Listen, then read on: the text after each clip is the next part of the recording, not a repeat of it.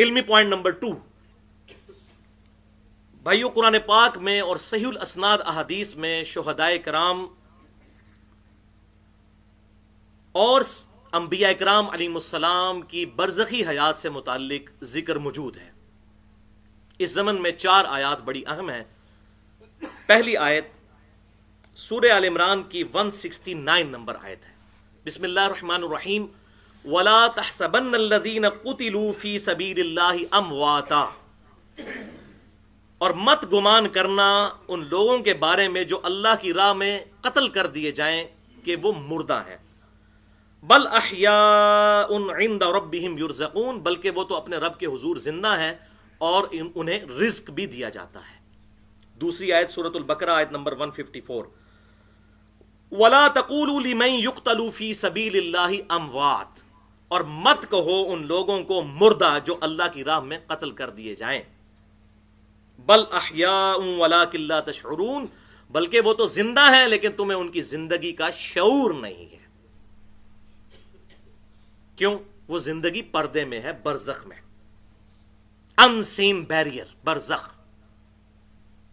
اور اس کا ثبوت سورہ المومنون کی آیت نمبر 100، وَمِن وَرَائِهِمْ بَرْزَخٌ إِلَى يَوْمِ يُبْعَثُونَ، اور ان کے مرنے سے لے کر قیامت کے دن تک اٹھائے جانے کا جو وقت ہے وہ برزخ ہے، ان سین بیریئر ہے، اسے کوئی ابزرو نہیں کر سکتا۔ وَلَٰكِن لَا تَشْعُرُونَ، تمہیں شعور ہی نہیں ہے۔ یہ ایسی متشابہات ہیں، انہیں شریعت کی ٹرمینالوجی میں متشابہات کہا جاتا ہے، اور متشابہات کے بارے میں کیٹاگوریکل مینشن ہوا سورہ آل عمران کی آیت نمبر 7 میں۔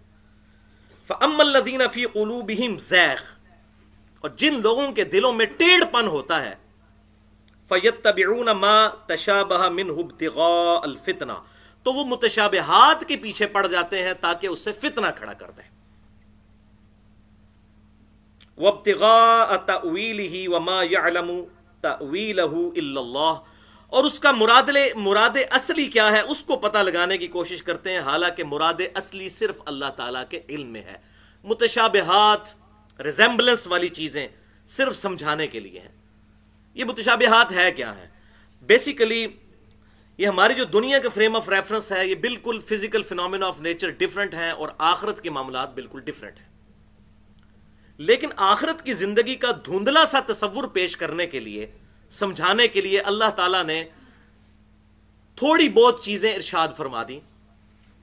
مثال کے طور پر جنت میں پاکیزہ بیویاں ملیں گی، جنت میں پھل ملیں گے، جنت کی نعمتوں کا ذکر کیا۔ یہ تمام کی تمام چیزیں متشابہات ہیں، ان کے بارے میں ہمیں ان ڈیپتھ ڈکلیئر نہیں کی گئی چیزیں کہ وہ کس کیفیت میں ہوں گی، صرف ایک دھندلا سا تصور بتایا گیا ہے کہ دنیا کے اوپر قیاس کوئی کر لے کہ جس طرح یہاں پر بیویاں وہاں پر بھی بیویاں ہوں گی۔ لیکن بخاری اور مسلم کی متفق علیہ حدیث ہے، اور اسی کانٹیکسٹ میں سورہ الف لام میم سجدہ میں آیت بھی موجود ہے کہ اللہ تعالیٰ نے اپنے نیک بندوں کے لیے وہ آیات، وہ نعمتیں تیار کر رکھی ہیں جو نہ کسی آنکھ نے دیکھی، نہ کسی کان نے سنی، اور نہ کسی کے دل پر اس کا گمان گزرا۔ لیکن دھندلا سا تصور پیش کرنے کے لیے اس کی ریزمبلنس، اس کی مشابہت بتائی گئی ہے۔ اردو میں بھی لفظ مشابہت استعمال ہوتا ہے، تو یہ ہوتی ہیں متشابہات۔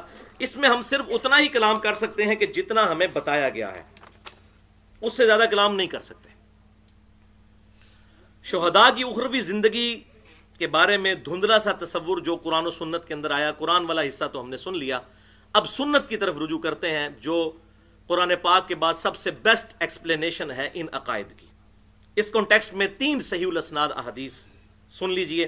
پہلی حدیث صحیح مسلم میں انٹرنیشنل نمبرنگ کے مطابق 4885 نمبر، کتاب الامارہ چیپٹر کے اندر یہی آیت سورہ آل عمران کی 169، وَلَا تَحْسَبَنَّ الَّذِينَ قُتِلُوا فِي سَبِيلِ اللَّهِ أَمْوَاتًا، اس کے بارے میں امام کائنات صلی اللہ علیہ وسلم سے جب صحابہ کرام نے پوچھا تو آپ صلی اللہ علیہ وسلم نے ارشاد فرمایا کہ شہداء کی روحیں سبز پرندوں کے پیٹ میں ڈال دی جاتی ہیں، اور وہ جنت میں ہر طرف سیر کرتی پھرتی ہیں اور جنت کی نعمتوں کو انجوائے کرتی ہیں، اور پھر عرش کے نیچے قندیلوں پر آ کر وہ بیٹھ جاتی ہیں تو اللہ تعالیٰ ان سے خطاب فرماتا ہے کہ کوئی خواہش ہو تو اس کا اظہار کرو۔ تو وہ روحیں کہتی ہیں یا اللہ تو نے ہمیں اتنا کچھ نوازا ہے، ہم کس خواہش کا اظہار کریں؟ جب اللہ تعالیٰ بار بار پوچھتا ہے تو وہ ایک ہی خواہش کا اظہار کرتی ہیں، کہ اے اللہ ہمیں دنیا میں دوبارہ بھیج دے, ہم تیری راہ میں دوبارہ قتل کیے جائیں, اس کا جو ٹیسٹ ہے نا وہ اس کو وہاں پر بھی فیل کریں گے. لیکن اللہ تبارک و تعالی اس معاملے میں ان کی یہ خواہش پوری نہیں فرمائے گا, کیونکہ ایک ہی دفعہ یہاں دنیا سے ایگزٹ ہے. بلکہ صحیح مسلم میں حدیث ہے کہ دنیا سے جانے کے بعد صرف شہید ہی تمنا کرے گا اس دنیا میں آنے کی.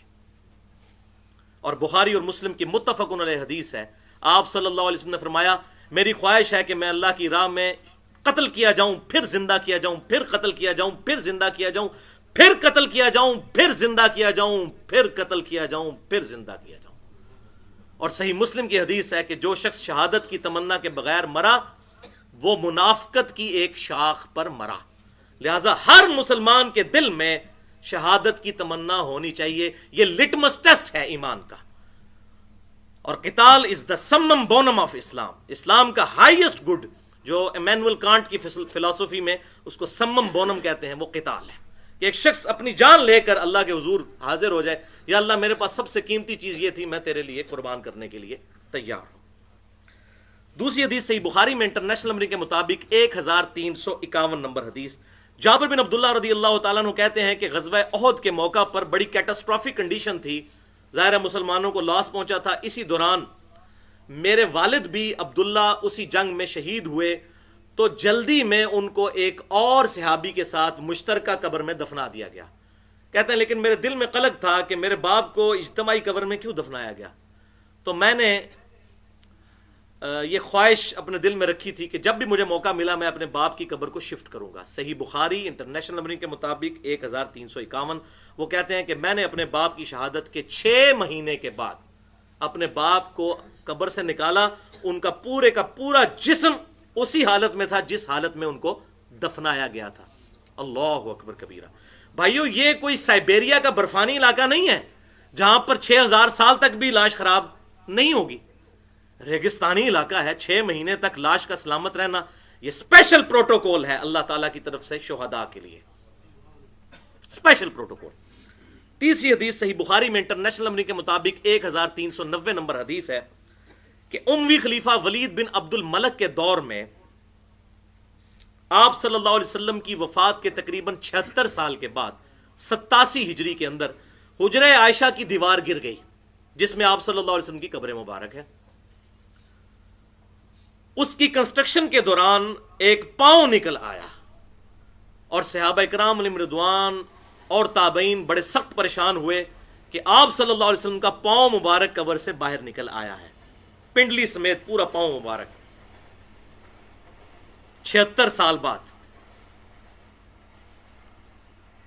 تو پھر انہوں نے سیدہ عائشہ کے بھانجے عروہ ابن زبیر رحمۃ اللہ علیہ المتوفا 94 ہجری, جو عبداللہ ابن زبیر صحابی کے چھوٹے بھائی ہیں اور سیدہ عائشہ کے محرم تھے, ان کے بھانجے تھے, وہ فریکوینٹلی حجرہ عائشہ میں آتے تھے, ان کو پتا تھا کہ قبروں کی لوکیشن کیا ہے. ان کو بلایا گیا تو انہوں نے جب وہ پاؤں دیکھا اور قبروں کی لوکیشن دیکھی تو کہا کہ اللہ کی قسم یہ نبی صلی اللہ علیہ وسلم کا پاؤں مبارک نہیں بلکہ سیدنا عمر کا پاؤں مبارک ہے.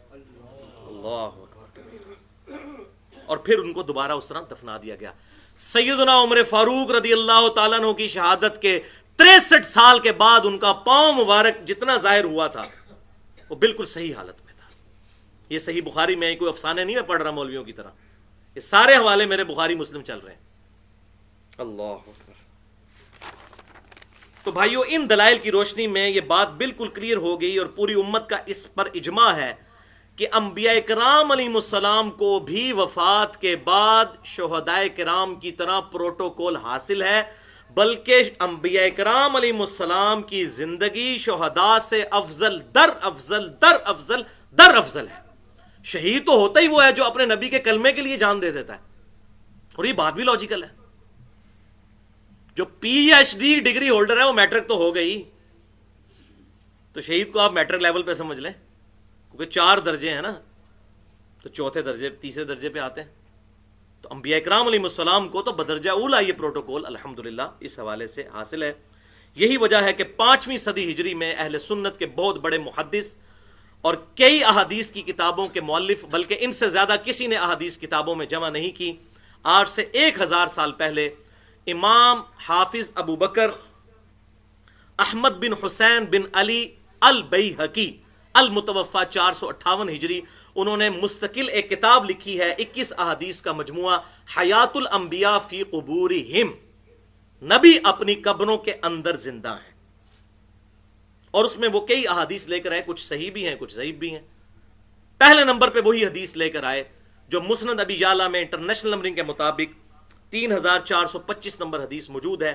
آپ صلی اللہ علیہ وسلم نے ارشاد فرمایا الانبیاء احیاء فی قبورہم یصلون، نبی اپنی قبروں میں زندہ ہیں اور نمازیں بھی پڑھتے ہیں۔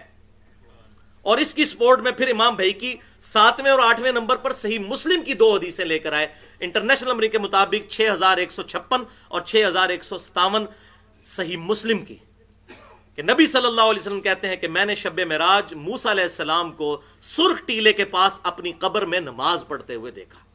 تو امام بھیقی اس کو دلیل کے طور پر لے کر آئے الحمدللہ۔ اور پھر انہوں نے اس کتاب کو کنکلوڈ کرتے ہوئے اپنا عقیدہ بالکل واضح الفاظ کے اندر لکھ دیا، جس میں کوئی ایمبیگوٹی ہے ہی نہیں، کوئی مشابہ لگ ہی نہیں سکتا، جس کو میں ذرا وہ پنجابی میں کہتا ہوں بالکل ننگی بات انہوں نے کر دی، کوئی ابہام رہی نہیں، کوئی ایمبیگوٹی رہے نہیں۔ اس کتاب کے اینڈ پہ حیات الانبیاء فی قبورہم امام بھیقی نے،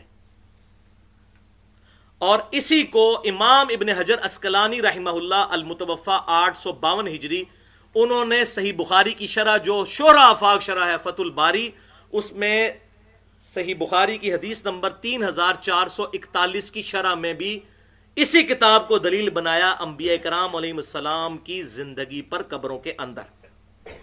صحیح بخاری انٹرنیشنل نمبر کے مطابق 3441، اس کی جب شرح لکھی امام ابن حجر عسقلانی نے فتح الباری میں، اس باب وذکر فی الکتاب مریم، اس کے اندر انہوں نے امام بھیقی کی اس کتاب کا حوالہ دیا اور کہا کہ یہی امت کا عقیدہ ہے۔ اب امام بھیقی کے وہ الفاظ جو حیات الانبیاء فی قبورہم میں کنکلوڈنگ الفاظ ہیں ان کے، میں ایگزیکٹ ورڈ بائی ورڈ ان کے الفاظ پڑھنے لگا ہوں۔ اور یہ صحیح ہے کہ بے شک اللہ جل ثناہ نے انبیاء کرام علیہ السلام پر ان کی روحیں لوٹا دی ہیں، اور اب وہ اپنے پروردگار کے نزدیک شہداء کی طرح زندہ ہیں، ان کی روحیں ان پر لوٹا دی ہیں۔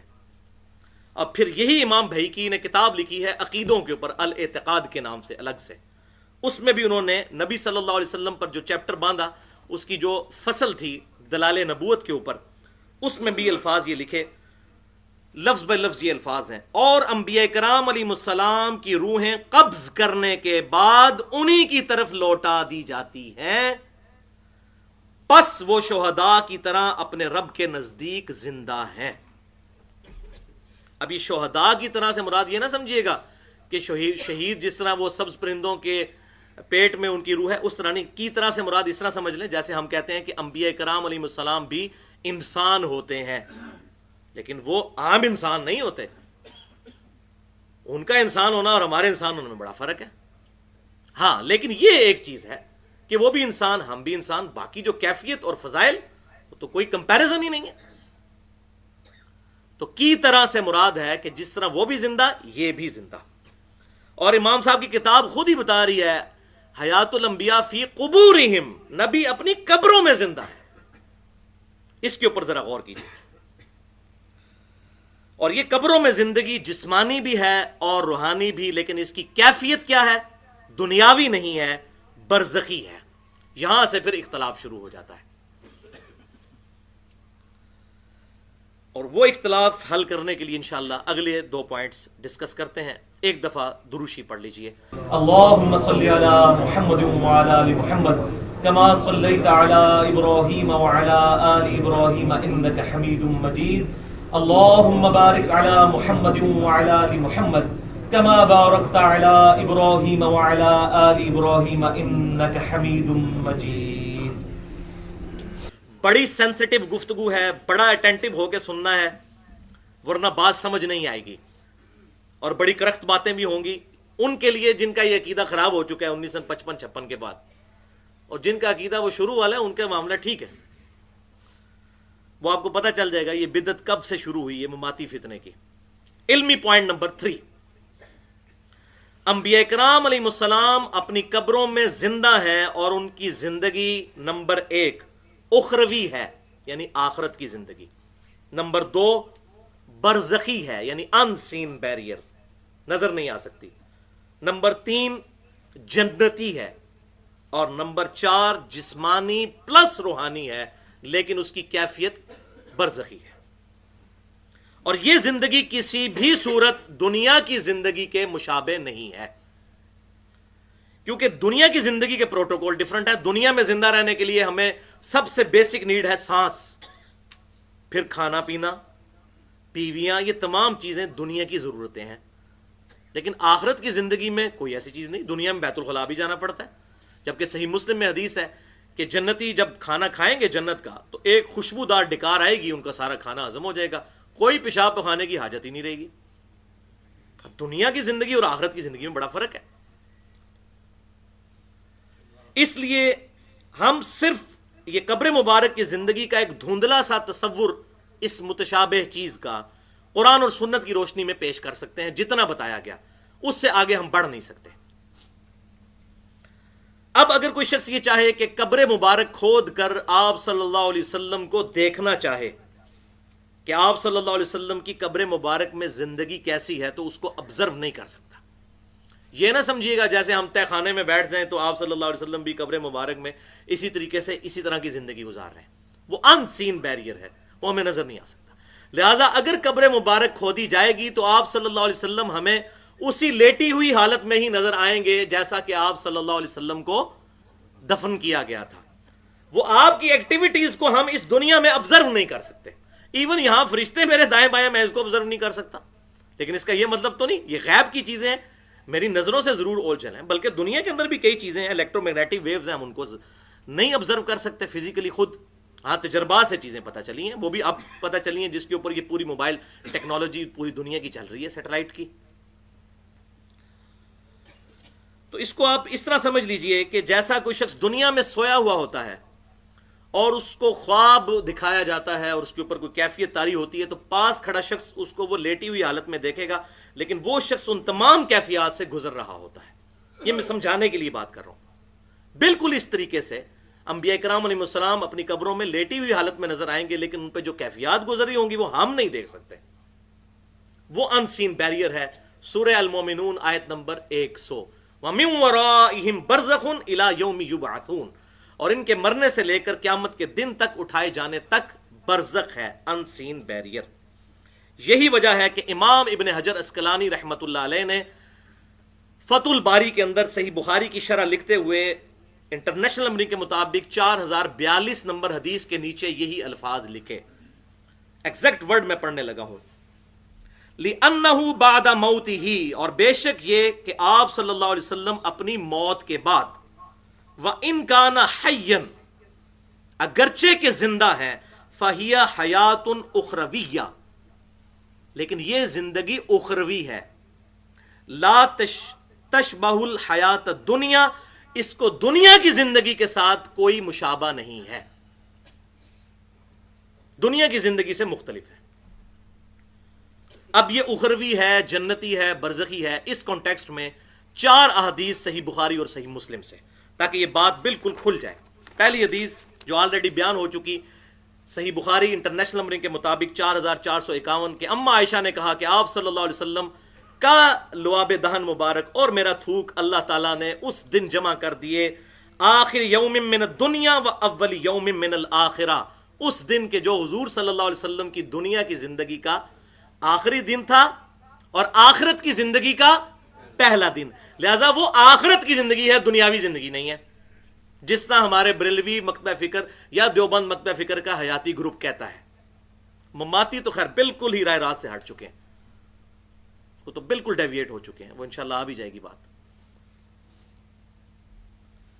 دوسری حدیث بھی صحیح بخاری اور صحیح مسلم کی متفق علیہ حدیث ہے کہ سیدہ عائشہ رضی اللہ تعالیٰ عنہ کہتی ہیں کہ آپ صلی اللہ علیہ وسلم اکثر یہ بات ارشاد فرمایا کرتے تھے کہ اللہ تعالیٰ کسی نبی کو اس وقت تک موت نہیں دیتا جب تک کہ جنت میں اس کو اس کا مقام نہ دکھا دے. یہ آپ اکثر کہا کرتے تھے, لیکن میں نے کبھی اس بات پر توجہ نہیں کی تھی, لیکن جب حضور کی بیماری کے دن آئے تو مجھے یہ حدیث یاد آ گئی. اور آپ صلی اللہ علیہ وسلم کو بیماری کے دوران جب غشی کی کیفیت ہوئی، اس سے افاقہ ہوا، تو آپ صلی اللہ علیہ وسلم نے اپنا سر مبارک آسمان کی طرف اٹھایا اور کہا اللہم الرفیق الاعلی، اے اللہ ان اعلیٰ لوگوں کے ساتھ مجھے بھی شامل کر دے۔ تو اما عائشہ کہتی مجھے وہ حدیث یاد آ گئی کہ حضور صلی اللہ علیہ وسلم کو جنت میں مقام دکھایا جا رہا ہے۔ اللہ اکبر کبیرہ۔ اور پھر بخاری اور مسلم کا جو دوسرا طرق ہے اس میں آگے الفاظ یہ ہیں کہ آپ صلی اللہ علیہ وسلم نے پھر یہ آیت پڑھی، سورہ نساء کی آیت نمبر 69، مع الذین انعم اللہ علیہم من النبیین والصدیقین والشہداء والصالحین، یعنی اللہ اور اس کے رسول کی اطاعت کرنے والے لوگوں کو ساتھ ملے گا ان لوگوں کا جو صراط الذین انعمت علیہم، انعام یافتہ لوگ ہیں، نبیوں میں سے، صدیقین میں سے، شہداء میں سے اور صالحین میں سے۔ یہ آیت آپ نے تلاوت کی اور پھر آپ صلی اللہ علیہ وسلم کی روح مبارک آپ صلی اللہ علیہ وسلم کے جسم مبارک سے پرواز کر گئی۔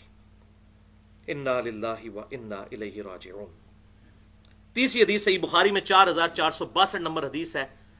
نبی صلی اللہ علیہ وسلم کی لاڈلی بیٹی سیدہ فاطمہ رضی اللہ تعالیٰ عنہ نے آپ صلی اللہ علیہ وسلم کی وفات کے بعد کہا، اے ابا جان، آپ نے اپنے رب کے بلاوے پر لبیک کہہ دیا۔ اے ابا جان، آپ کا ٹھکانہ جنت الفردوس ہے۔ یہ سیدہ فاطمہ رضی اللہ تعالیٰ عنہ نے آپ صلی اللہ علیہ وسلم کی وفات کے بعد کہا۔ اور یہاں وہ بھی بات یاد کر لیجئے، بخاری اور مسلم کی متفق علیہ حدیث ہے کہ وفات سے کچھ عرصہ پہلے آپ صلی اللہ علیہ وسلم نے سیدہ فاطمہ کے ایک کان میں ایک بات کہی تو وہ رو پڑی، اور پھر ایک بات کہی تو مسکرا پڑی۔ بعد میں اما عائشہ نے بڑا زور لگا کے جب پوچھا تو پھر سیدہ فاطمہ نے بتایا کہ نبی صلی اللہ علیہ وسلم نے مجھے اپنی وفات کی خبر دی تھی، کسی اور کو نہیں بتایا تھا، صرف سیدہ فاطمہ کو بتایا تھا۔ تو میں رو پڑی، اور پھر آپ صلی اللہ علیہ وسلم نے مجھے بشارت دی کہ میرے اہل بیت میں سے سب سے پہلے تم مجھ سے ملاقات کرو گی، اور کیا تم اس پر خوش نہیں ہو کہ اللہ تعالیٰ نے تمہیں جنتی عورتوں کا سردار بنا دیا ہے؟ اللہ اکبر۔ تو اس پہ پھر میں مسکرائی کہ میں اپنے محبوب صلی اللہ علیہ وسلم کو دیکھ لوں گی۔ تو ظاہر ہے کہ وہ دیکھنا کہاں پر ہے؟ وہ جنتی زندگی ہے۔ قبر مبارک تو سیدہ فاطمہ کی وہاں پر نہیں، وہ تو جنت البقیع قبرستان بقیع غرقد میں۔ اور چوتھی حدیث بھی صحیح بخاری میں انٹرنیشنل نمبر کے مطابق 1386، آپ صلی اللہ علیہ وسلم کو ایک طویل خواب دکھایا گیا، اس کے اینڈ پہ آپ صلی اللہ علیہ وسلم کو ایک منظر دکھایا گیا۔ اور یاد رکھیے گا، نبیوں کا خواب وحی الہی ہوتا ہے، اس پہ تو اجماع ہے، قرآن پاک میں موجود ہے۔ ابراہیم علیہ السلام کو جو بیٹے کی قربانی کا حکم ہوا خواب کے ذریعے ہوا۔ اس طویل خواب کے اینڈ پہ آپ صلی اللہ علیہ وسلم نے جب سر مبارک اوپر اٹھایا تو بادل کی مانند کوئی شے نظر آئی، تو جبریل سے پوچھا یہ کیا ہے؟ تو انہوں نے کہا یا رسول اللہ صلی اللہ علیہ وسلم، یہ آپ کا مقام ہے وفات کے بعد۔ تو نبی صلی اللہ علیہ وسلم نے فرمایا جبریل مجھے چھوڑ دو، میں اس مقام میں داخل ہو جاؤں۔ تو سیدنا جبریل نے عرض کی، اے اللہ کے رسول صلی اللہ علیہ وسلم، ابھی آپ کے چند دن دنیا میں باقی ہیں، اس کے بعد آپ اسی مقام پر آ جائیں گے۔ تو اس سے بھی بات پتہ چلی کہ یہ اخروی مقام جنتی مقام ہے، لیکن اس سے یہ بات بھی پتہ چلی کہ آپ صلی اللہ علیہ وسلم یہ خواب دیکھ رہے تھے، اور آپ نے کہا کہ مجھے میرے مقام میں داخل ہونے دو۔ تو اگر آپ داخل بھی ہوتے تو آپ صلی اللہ علیہ وسلم کی روح مبارک داخل ہوتی، جسم مبارک تو یہی تھا، اور اس روح اور جسم کا تعلق جو ہے وہ انشاءاللہ آگے چل کے آپ کو احادیث میں انشاءاللہ کلیئر ہو جائے گا۔ بھائیو، ہم نے اب تک جتنی احادیث سنی ہیں اس سے ثابت ہوا کہ آپ صلی اللہ علیہ وسلم کی جو زندگی ہے اخروی ہے، برزخی ہے اور جنتی ہے، لیکن ساتھ ہی ساتھ آپ صلی اللہ علیہ وسلم کی قبر مبارک میں زندگی جسمانی بھی ہے اور روحانی بھی ہے، لیکن اس کی کیفیت، اس کا موڈ برزخی ہے۔ اور میرا اس ویڈیو کے ذریعے چیلنج ہے کہ 1956-57 سے پہلے اس روئے ارض پہ کوئی بھی مسلمان ایسا ایگزسٹ نہیں کرتا تھا کہ جس کا یہ عقیدہ ہو کہ آپ صلی اللہ علیہ وآلہ وسلم اپنی قبر مبارک میں زندہ نہیں ہے۔ کسی کا یہ عقیدہ نہیں تھا۔ یہ دیوبند کا ایک آف شوٹ نکلا، دیوبندی مماتی گروپ، عنایت اللہ شاہ بخاری اور پھر ان کے سارے فالورز، انہوں نے یہ پہلی دفعہ چوہا چھوڑا کہ جی شہید جنت میں ہیں تو نبی ان قبروں میں کیا کر رہے ہیں، معاذ اللہ استغفر اللہ۔ ان کو بیچاروں کو پتہ ہی نہیں کہ آپ سے ان کی قبر مبارک تو خود جنت کے ٹکڑے میں۔ اب اتنی بھی عقل کام کر جاتی تو پھر بات سمجھ آ جاتی کہ وہ جنت کا ٹکڑا کیوں تھا، اور امام بخاری نے کیا باب باندھا ہے 1196 نمبر حدیث کے اوپر، قبر رسول کے حصے کی فضیلت، قبر سے لے کے ممبر تک کے حصے کی فضیلت۔ صحیح بخاری پڑھ لیتے غور سے تو بات سمجھ آ جاتی۔ پوری دنیا میں 1350 سال تک کسی کا یہ عقیدہ نہیں تھا جو دیوبند کے مماتی گروپ نے انجیکٹ کیا امت کے اندر، اور الحمدللہ وہ کامیاب بھی نہیں ہو سکا اس فارم میں۔ ابھی بھی الحمدللہ اہل سنت کہلوانے والے تینوں گروہ، بریلوی، دیوبندی اور سلفی یعنی اہل حدیث، ہاں اہل حدیث میں کچھ لوگوں کو بیماری چڑھی، ادھر سے غبار چڑھا تو ان کے کچھ عقیدے خراب ہوئے۔ بہرحال ادھر بھی جو اہل حق علماء ہیں ان کا عقیدہ یہی ہے جو میں بیان کر رہا ہوں، اور اہل تشیع بھی، سب کا یہ عقیدہ ہے کہ آپ صلی اللہ علیہ وسلم قبر مبارک میں جسمانی پلس روحانی زندگی کے ساتھ زندہ ہے، لیکن وہ برزخی ہے، دنیاوی نہیں ہے، وہ میں آگے بتا دیتا ہوں۔ لیکن ظلم یہ ہے کہ یہی مماتی گروہ دوغلی پالیسی کرتا ہے کہ دیوبند کے وہی علماء جنہوں نے دیوبند مدرسہ بنایا 1867 کے اندر، جس سے پہلے دنیا میں کوئی دیوبندی نہیں تھا، انہی علماء کو رحمت اللہ علیہ بھی کہتے ہیں، حجت الاسلام قاسم نانوتوی کہتے ہیں، حالانکہ ان کو نہیں پتا کہ ان کی مشترکہ عقیدے کی کتاب المحند علی المفند میں کوشچن نمبر 5، جس میں 35 علماء دیوبند کے سائن موجود ہیں، جو عقیدے کی ان کی بنیادی کتاب ہے، اس میں انہوں نے کلیئر کٹ لکھ دیا کہ ہم آپ صلی اللہ علیہ وسلم کو دنیاوی طور پر قبر میں زندہ مانتے ہیں، والعیاذ باللہ تعالی۔ ان کو رحمت اللہ علیہ کہتے ہیں اور بیچارے بریلویوں کے پیچھے پڑ جاتے ہیں۔ اب یہ دوغلی پالیسی ہے، ایک پالیسی رکھے نا، ان کو بھی کہیں کہ ان کا بھی عقیدہ معاذ اللہ استغفر اللہ جو ہے وہ اس طریقے سے اس میں فتویٰ لگائیں۔ ان لوگوں نے توحید کی آڑ میں اہل سنت کے علماء پر کفر و شرک کے فتوے لگائے، جی جو حضور صلی اللہ علیہ وسلم کو قبر میں زندہ مانے وہ مشرک ہے، حالانکہ یہ خود بیسیکلی اس شرک کی طرف جا چکے ہیں۔ اور یہ بات یاد رکھیے گا، صحیح ابن خزیمہ میں اور ابن حبان میں صحیح سند کے ساتھ یہ حدیث موجود ہے، الموجم الکبیر طبرانی میں بھی غالباً موجود ہے، کہ آپ صلی اللہ علیہ وسلم نے فرمایا ایک وقت آئے گا کہ ایک شخص اپنے پڑوسی کو کہے گا اے مشرک۔ تو صحابہ نے پوچھا یا رسول اللہ صلی اللہ علیہ وسلم مشرک کون ہوگا؟ آپ نے فرمایا جس کو کہہ رہا ہوگا وہ مشرک نہیں ہوگا، لیکن کہنے والا مشرک ہو جائے گا۔ یہ بات کے وہ فرمایا مشرک ہو گیا، بڑی احتیاط کرنی چاہیے اس مسئلے میں، فلاں گستاخ رسول، یہ نہ ہو کہ آپ خود گستاخ ہو جائیں یہ بات کرتے ہوئے۔ تو میں سمجھتا ہوں ان کی پریکٹیکل مثال یہ اس وقت دیوبندی مماتی گروپ اور اسی کا آف شوٹ کیپٹن عثمانی برزخی گروپ ہے۔ المحند المفند میں دیوبندی حیاتیوں کی یہ بیسک کتاب ہے عقیدے کی، اس میں تو انہوں نے یہاں تک لکھ دیا، قاسم نوتوی صاحب کی کتاب پڑھیں جی، انہوں نے آب حیات کتاب لکھی ہے کوئی تقریباً 350-400 صفحات پر، حیات النبی کے عقیدے پر، اور اس میں انہوں نے یہاں تک لکھ دیا کہ نبی صلی اللہ علیہ وسلم فوت ہی نہیں ہوئے ہیں، آپ صلی اللہ علیہ وسلم کو زندگی کی حالت میں ہی دفنایا گیا ہے، والعیاذ باللہ تعالی۔ یہ دیوبندیوں نے لکھا، قاسم نوتوی صاحب جنہوں نے دیوبند مدرسہ بنایا آب حیات میں۔ پھر ان پہ گرفت بریلویوں نے کی ہے، بریلوی عالم عباس رضوی صاحب نے آپ زندہ ہے واللہ کتاب لکھی، تو اس میں کہا کہ ظالموں اہل حدیثوں، تم لوگ ہم پر تو شرک کے فتوے لگاتے ہو، اور جن کو تم رحمت اللہ علیہ کہتے ہو دیوبندیوں کے بزرگوں کو، وہ تو حضور صلی اللہ علیہ وسلم کی وفات کے بھی قائل نہیں ہیں، ہم تو پھر کہتے ہیں کہ آپ صلی اللہ علیہ وسلم فوت ہوئے ہیں، اور فوت ہونے کے بعد قبر میں آپ صلی اللہ علیہ وسلم کو زندگی ملی ہے۔ اور تم جن بزرگوں کو احسان اللہ ظہیر صاحب بھی رحمت اللہ علیہ اور بڑے ان کو القابات وہ البریلویہ کتاب کے اندر دیتے رہے، جس میں میں سمجھتا ہوں وہ اکثر اس میں حصے جھوٹی کتاب ہے البریلویہ، اکثر چیزیں الزام تراشی پر مبنی ہیں، تو ان کو نہیں یہ سمجھ آتی۔ تو عباس رضوی صاحب نے کہا کہ ہم تو پھر بھی وفات کے قائل ہیں، یہ تو وفات کے بھی قائل نہیں ہیں۔ اب ان مماتیوں کو غلطی کہاں پر لگی بھائیو؟ ان کی غلطی دراصل یہ ہے کہ انہوں نے قبر اور اس برزخ کی زندگی کو دنیا کی زندگی پر قیاس کر لیا، اور پھر اس انکار میں یہاں تک آگے بڑھ گئے یہ کہنا شروع کر دیا کہ انبیاء کرام علیہ السلام کی جو قبریں ہمیں نظر آ رہی ہیں نا، اور شہداء کی یہ قبریں، یہ ڈمی قبریں ہیں، یہ جو ہے وہ معاذ اللہ سمبلز ہیں، ایکچولی یہاں پر نبی موجود نہیں ہے۔ اور میں نے بتایا کیپٹن عثمانی نے اسلام یا مسلک پرستی کے صفحہ 30 پر لکھا ہے کہ حضور صلی اللہ علیہ وسلم مدینے کے گڑھے میں نہیں ہے، والعیاذ باللہ، قبر مبارک کو گڑھا کہا ہے، یہ مسلمان ہے، ایسی توحید پر لعنت، یہ شیطانی توحید ہے، یہ رحمانی توحید نہیں ہے، یہ وہی حدیث جو میں نے سنا دیا ہے مشرک، اور وہ کہنے والا خود مشرک ہوگا۔ ہم رحمانی توحید مانتے ہیں، شیطانی توحید نہیں مانتے۔ توحید بیان کریں، انبیاء کی توہین نہ کریں۔ لا ترفعوا اصواتکم فوق صوت النبی، نبی کی آواز سے بھی اپنی آواز کو بلند نہ کرنا، تمہارے اعمال اکارت ہو جائیں گے اور تمہیں خبر بھی نہیں ہوگی۔ بخاری شریف اٹھا کے دیکھیں، سورہ حجرات کی یہ آیت ابو بکر اور عمر کے بارے میں نازل ہوئی تھی، وہ آپس میں لڑ پڑے تھے حضور کے سامنے، حضور سے بدتمیزی نہیں کی، اور اللہ تعالیٰ نے کہا ابو بکر عمر تمہارے بھی اعمال برباد ہو جائیں گے اگر حضور کے موجودگی میں اپنی آواز کو بلند کیا۔ بھائیو بڑا نازک معاملہ ہے، نبی صلی اللہ علیہ وسلم کی عزت اور ناموس یہ اسلام کی بنیاد ہے۔